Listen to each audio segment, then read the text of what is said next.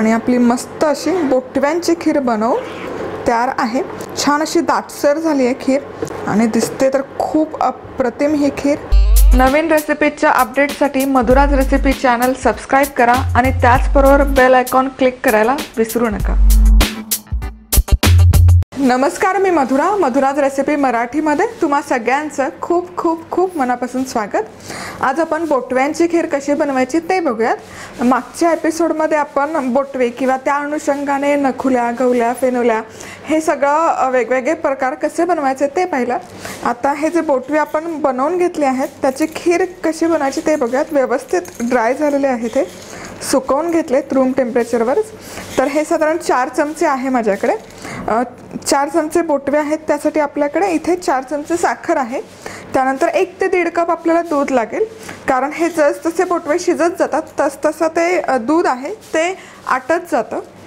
त्याचबरोबर 1 चमचाभर साजूक तूप लागेल आपल्याला।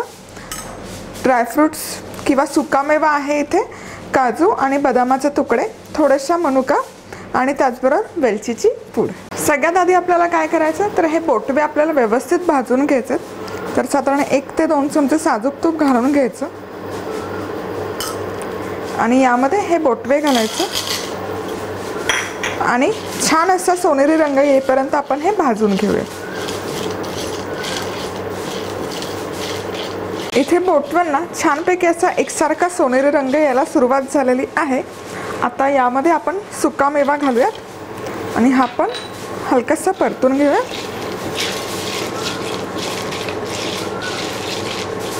आता हे सुकामेवा बरोबर व्यवस्थित असं परतून झालंय। रंग तुम्ही बघू शकता, खूप छान आलेला आहे या बोटव्यांना।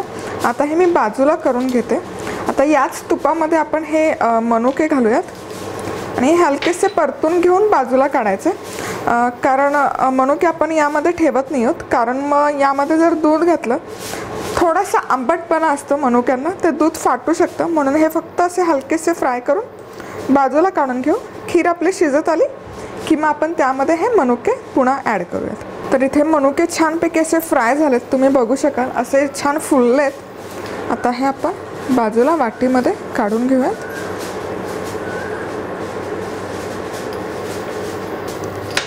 आता हे मिश्रण मध्यभागी घेऊ।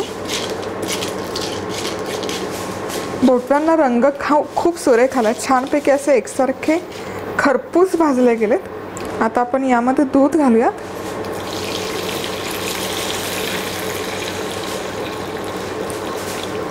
आणि एक साधारण 7 ते 8 मिनिट किंवा अराउंड 10 मिनिट लागतात हे बोटवे शिजेपर्यंत।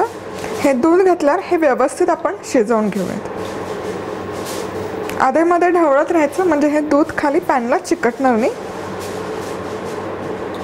तर इथे हे बोटवे मी दुधामध्ये जवळपास 20 मिनिट शिजवून घेतले आहेत। आणखी 1 कपभर दूध मी यामध्ये ॲड केलं होतं। आता आपण ऑलमोस्ट फुलायला सुरुवात झाली आहे, चांगले शिजले पाहिजेत हे बोटवे। आता आपण यामध्ये साखर घालूयात। तुम्हाला कितपत गोड खीर आवडते त्याप्रमाणे साखरेचं प्रमाण तुम्ही कमी जास्त करू शकता। आणि त्याचबरोबर हे मनुके हे घालूयात, मिसळून घेऊयात आणि आणखी 10 ते 15 मिनिट खीर आपल्याला व्यवस्थित शिजवून घ्यायची।